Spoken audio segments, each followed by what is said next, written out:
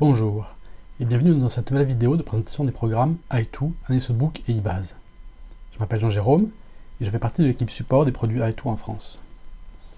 Aujourd'hui, on va voir comment on va pouvoir utiliser une fonction d'eBase depuis AnySoftBook qui permet de trouver des enregistrements concordants pour des entités. L'intérêt de cette fonction, c'est de pouvoir chercher par rapport à une entité s'il y a d'autres entités pour lesquelles une partie des informations est identique aux informations de l'entité initiale. Donc, pour ça, j'ai pris une personne au hasard dans la base de données d'exemple qui est le guide de l'utilisateur, et donc c'est Bridget West. Et ce que je vais faire pour pouvoir vous montrer la fonction, c'est on va d'abord devoir créer une entité qui va être similaire à celle de Bridget West.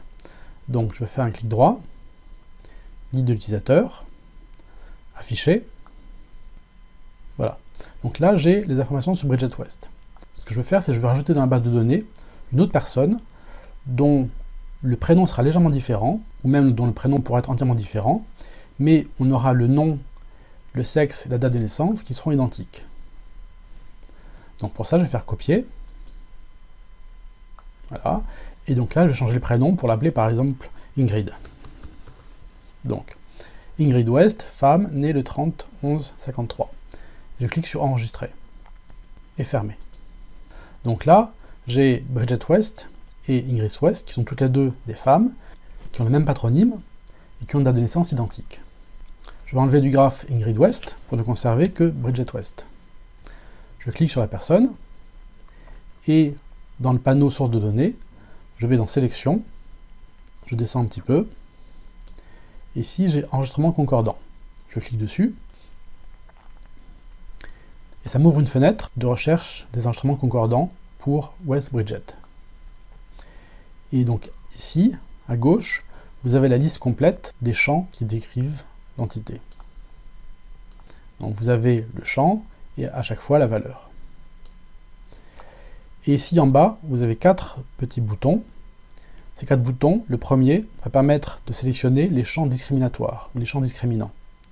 Donc les champs discriminants, pour les personnes, dans la base de données, le guide d'utilisateur, sont le prénom, le nom, le sexe, la date de naissance, et le code ethnique.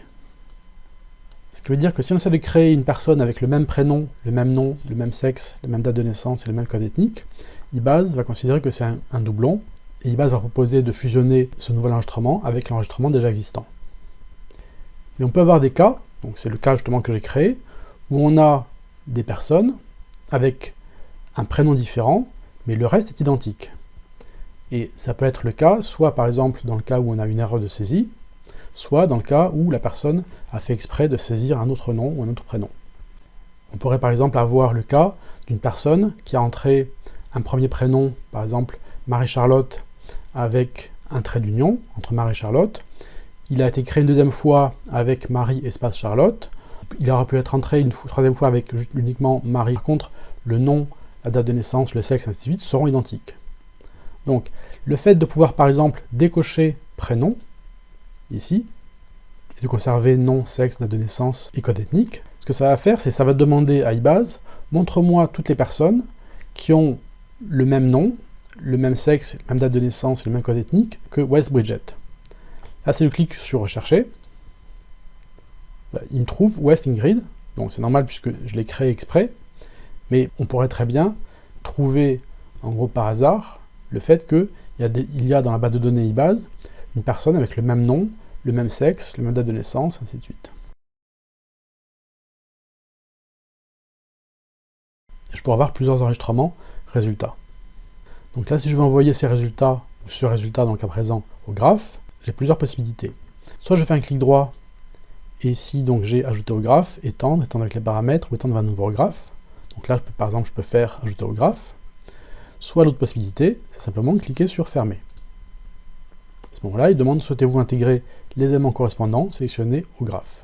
Donc là, je clique sur oui ou non, donc là, je clique sur oui. Voilà. Et vous voyez qu'automatiquement, il m'a affiché sur mon lien un lien de type concordance. Alors ce lien n'existe que sur le graphe, il n'existe pas dans la base de données eBase. Mais ça permet de montrer sur le graphe que ces deux personnes-là partagent des informations similaires.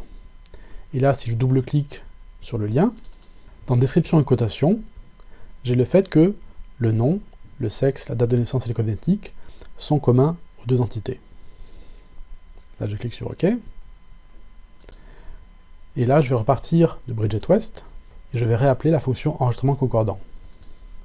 Parce que dans le premier cas, j'avais choisi de dire je veux décocher ou je ne veux pas vérifier la concordance sur le prénom. Mais je pourrais faire l'inverse. Je pourrais dire je cherche les personnes qui ont le même prénom, le même nom, le même sexe. Par contre, je vais exclure la date de naissance de la recherche et je vais exclure aussi le code ethnique. Là, si je clique sur rechercher, voilà, là, j'ai rien. Donc ça vous permet comme ça de pouvoir choisir les champs pour lesquels vous voulez faire une recherche de concordance. On pourrait par exemple simplement demander sur le nom. Donc à ce moment-là, sur le nom, si je clique sur rechercher, c'est toujours donc Ingrid West que j'ai trouvé tout à l'heure. Les autres options ici en bas, donc j'avais indiqué que ici, en jaune, ça correspond au champ discriminatoire ou au champ discriminant. En vert, ce sont les champs caractéristiques. Les champs caractéristiques, vous pouvez définir dans les bases designer, pour un type d'entité ou un type de lien, quels sont les différents champs que vous voulez définir comme des champs caractéristiques. Et cette option de pouvoir définir qu'un champ caractéristique dans les bases designer, c'est utilisé ici pour la recherche d'enregistrement concordant. Et après, les deux autres options, c'est je coche tout et je décoche tout. Et vous pouvez après manuellement choisir des informations. Donc là par exemple je cherche toutes les personnes qui sont juste de sexe féminin, je clique sur rechercher et je vais avoir toutes les femmes.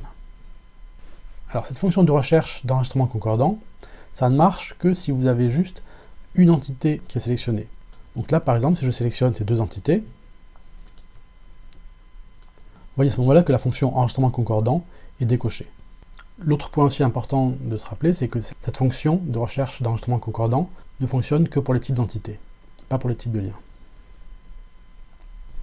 Donc, en résumé, cette fonction de recherche d'enregistrement concordant va vous permettre de rechercher par rapport à une entité, est-ce qu'il y a des entités qui partagent des informations communes avec l'entité de départ. Donc, par exemple, le même nom et le même prénom, mais avec, par exemple, une date de naissance ou un sexe différent, ou qui partagent simplement le même nom et la même date de naissance.